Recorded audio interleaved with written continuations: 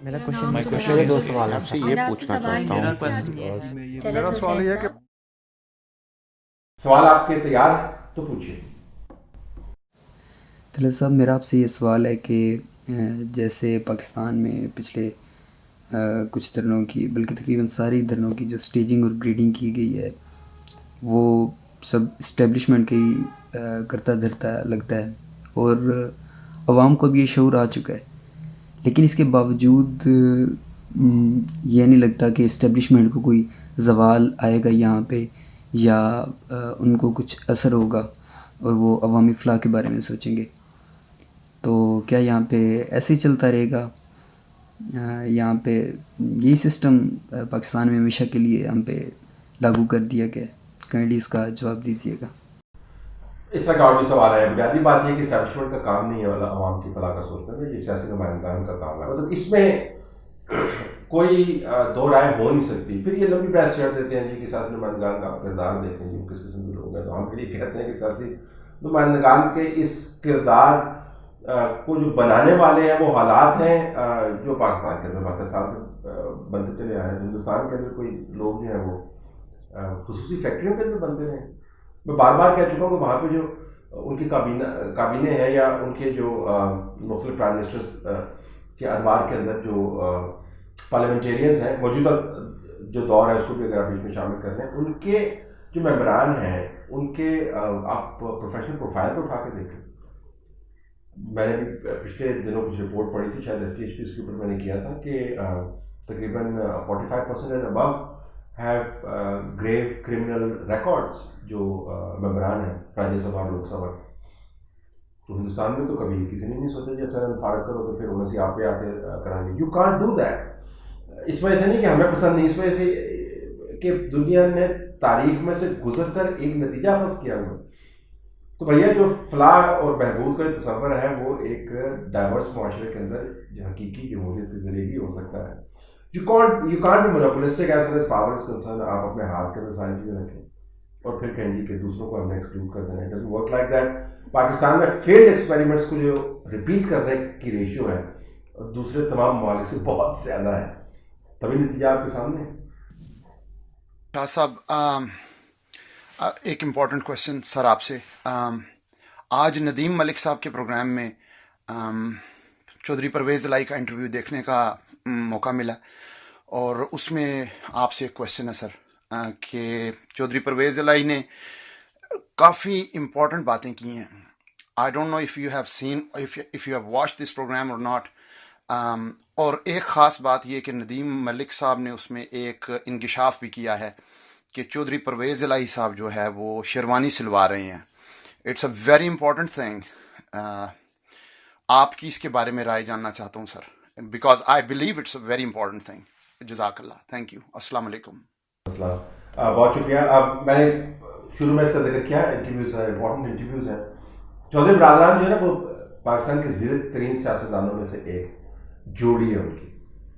तो जब बिल्कुल वो सब टेरेनियन यानी ज़मीन के नीचे बैठे रहते हाइबरनेट कर देते थे and then make an appearance और ऊपर आते थे, तो उस वक्त का मतलब है कि कोई बैक एंड के की आशीर्वाद या तबकी के बगैर वो ऐसा काम नहीं करते। तमाम जो इर्द गिर्द के लेबर्स हैं उनको अपनी जगह पर रख कर वो ये काम करते हैं। I would certainly not rule it out. Punjab के अंदर जो है वो आप जहन में रखिएगा कि Punjab is most likely to undergo a big change अगर परवेज़ इलाही नून लीग की हुमायत के साथ बनती है और पंजाब को चलाने का बंदोबस्त करते हैं। तो बुज़दार स्टैंड तो चांसेस है, मतलब उनको तो बुज़दार तो वैसे ही नहीं होना चाहिए था ना, किसी भी मैार को पूरा नहीं उतरता। लेकिन आपको याद है वसीम अकरम प्लस तो पता नहीं कौन सा प्लस और प्लस प्लस प्लस करते करते 13 महीने में पाकिस्तान के सबसे बड़े सूबे का सत्यानाश करके रख दिया। और जो दास्तानें एडमिनिस्ट्रेटिव नाअहली की और जो अंदर खाने डीलिंग होती हैं और डील्स होती हैं जो मोहतरम मानी का समेत वो निज़ाम अपनी जगह वैसे ही इंटैक्ट है। तो किसको बेवकूफ़ बना रहे हैं? वो तो होना नहीं चाहिए था। जब ऐसी कारकर्दगी हो तो बहुत सारे लोग सिरवानियाँ सुनवाएंगे रहते हैं। चौधरी साहब in with a very good chance Punjab के अंदर, तो मुझे लगता है कि बहुत अच्छी अपॉर्चुनिटी इनको मिल जाएगी। There also in the absence of Noon League की एब्सेंस में आप देखें कि they are a viable option. तो वो वैसे नहीं ये बातें करते। और नदीम मलिक ने भी जो बयान दिया होगा, पहले प्रोग्राम के डिस्कशन हुई होगी, नदीम मलिक ने वहाँ से कुछ पिक किया होगा, नदीम मलिक ने बयान दिया अपने थे, उसने वैसे नहीं चुरली छोड़ दी कि जी मैं प्रोग्राम मैंने चलाना है तो इस वजह से मैंने ये बयान दिया। तो प्रोग्राम से पहले जो डिस्कशन होती है वहाँ से उसने कोई चीज़ पिक की होगी तो उसने ये बात की, और जहाँ से उसने चीज़ पिक की वो वैसे ही नहीं सामने आ जाती। तो I think there is the play now, और जब चौधरी इन प्ले में होते हैं इसका मतलब है कि तब्दीली आ सकती है। जावेद भट्ट, सऊदी अरेबिया से बोल रहा हूँ सर। कश साहब, ये जो आजकल आप लोग आप ही की बरादरी के 3-4 आदमी हैं, मोहतरम साबर शाकिर साहब, चौधरी ग़ुलाम हुसैन साहब, और आप उनमें भट्टी साहब को भी शामिल कर सकते हैं, अरशाद भट्टी साहब भी, और दूसरे भट्टी साहब भी जो आरफ क्या नाम है उनका। आप नहीं समझते जब ये किसी चैनल पे बैठ के बात करते हैं तो ये ऐसे बात करते हैं कि जैसे ये मुल्क मैंने बनाया है, ये मुल्क हमने बनाया है, और ये फलाना आदमी ढींगड़ा आदमी, बड़े मतलब लो कैटेगरी का उसको समझ के बात करते हैं। इसको लाओ मेरे सामने, मैं इसको ये कर दूँ, मैं उसको वो कर दूँ। ख़ास तौर पे वो मोहतरम ग़ुलाम हुसैन साहब और साबर शाकिर साहब। साबर शाकिर साहब तो कई दिनों से, पिछले दिनों में आपने भी ये बात नोट की होगी, और मेरे और व्यूअर्स जो लोग हैं, दोस्त भाई लोग जो टीवी देखते हैं, उन्होंने भी नोट की होगी। वो तो ओपनली कह रहे थे जी इनकी डील हो गई है, इतने अरब डॉलर जो है वो नवाज शरीफ दे रहा है, इतने अरब डॉलर उसने जरदारी साहब ने भी मान लिए हैं। तो ये इंशाल्लाह इन्हीं 10-5 दिन में ये पेमेंट इनकी तरफ से होनी शुरू हो जाएंगी, तो इंशाल्लाह ये इनका मामला ख़त्म हो जाएगा। यानी ये लोगों का एक माइंड बनाते हैं। जैसे ये अभी जो मेडिकली प्रॉब्लम है, तो ये जैसे ही जिस दिन ये सफ़र करेंगे या जिस दिन इनको मौका मिलेगा, ये बात फिर एक दफ़ा ये टीवी पे बैठ के लोगों के कानों में डाल देंगे। देखा, हमने आपसे कहा था कि ये पैसे देंगे, ये निकल जाएंगे, और उन्होंने ना पेमेंट कर दिया, वो जा रहे हैं। मैं इसके ऊपर क्या कमेंट करूँ, आप खुद ही सवाल में सारे जवाब दे दी। लोग बेवकूफ़ नहीं हैं। तलत भाई, मेरा आपसे मुल्क की मईशत के मुतालिक सवाल है कि कोई घर अगर कमज़ोर हो जाए माशी तौर पे, तो उसके तमाम घर के अफराद अखराजात कम कर देते हैं। तो इसी तरह ही हम तो समझते हैं कि मुल्क की मईशत होनी चाहिए कि अगर जब मईशत आपकी कमज़ोर है तो हर इदारे को अपने हिसाब से खर्चना चाहिए। एक इदारा कहे कि नहीं मैंने तो इतने पैसे लेने हैं, आप उधार लें, जो कुछ भी लें, तो इस तरह तो मुल्क पीछे ही जाएगा। या कोई और सोल्यूशन है? प्लीज़ इसका जवाब दीजिएगा। कोई और सोल्यूशन नहीं है जी।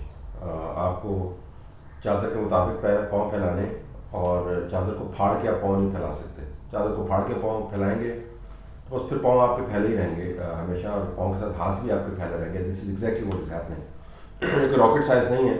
अगर आपने नहीं मानना और इसके ऊपर कोई डिबेट नहीं करवानी, जो इकॉनमी है और उसकी जो तारीखी फोर्सेस हैं जो इकॉनमी को ड्राइव करती हैं, चलाती हैं, वो किसी के काबू में नहीं आती। वो ट्विटर के ताबे नहीं है, वो जो है वो सेंसरशिप के ताबे नहीं है। They operate at their own logic, and if you don't understand that logic then you are in for a lot of shock and trouble.